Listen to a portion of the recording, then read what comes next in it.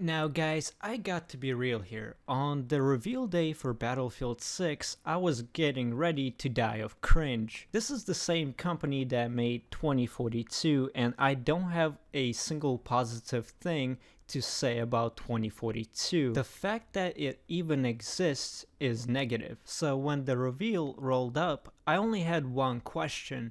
Where is the swag? And trust me, the swag is there. I want to make a specific distinction between DICE and new DICE. They're not the same. They don't have the same swag. The OG DICE had smooth swag. However, the swag of new DICE is very snappy. This leads me to a conclusion that people that left DICE back in the day were working in the animation department. This is my biggest complaint about the Battlefield 6, is that the animations are faster, which makes them snap into place sometimes when the animation is cancelled. Let me give a better example.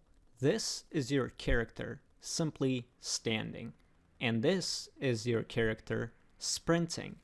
Whenever you go from standing to sprinting, Frostbite engine produces a transitional animation. In previous Battlefields, this transition is very smooth. I mean, it's literally frame perfect. It is accompanied by the gun wobble, that is also accompanied by screen wobble, that is accompanied by the sound of the soldier stepping on the left and the right side of your screen.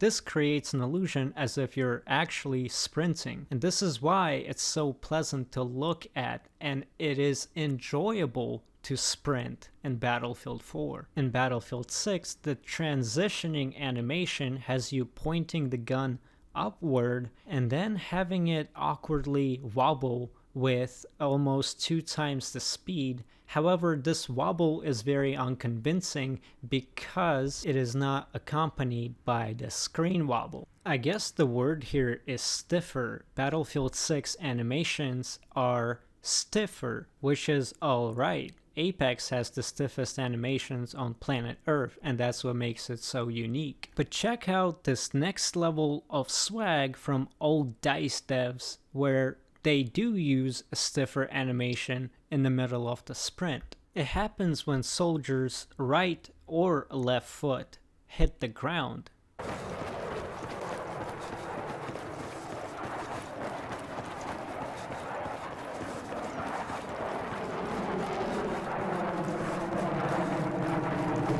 And I believe this animation plays at the same speed throughout and never like folds on itself or cancels itself out because you suddenly stop sprinting or start shooting. Every animation just flows into another. And yes, your soldier might carry 90 pounds of gear, but who gives a fuck when shit is this smooth? And there's a few games that understand that. Titanfall, Apex Legends, or the older CODs. And thank God the guy that made those games is also making this one. However, I guess he decided to change his swagger and make Battlefield 6 more snappy. And I also gotta say that when I played 2042, I fucked with the snappiness. And also, I don't want to sound like a boomer and complain about speed and snappiness. However, it comes at a cost of making your game look scuffed. And the worst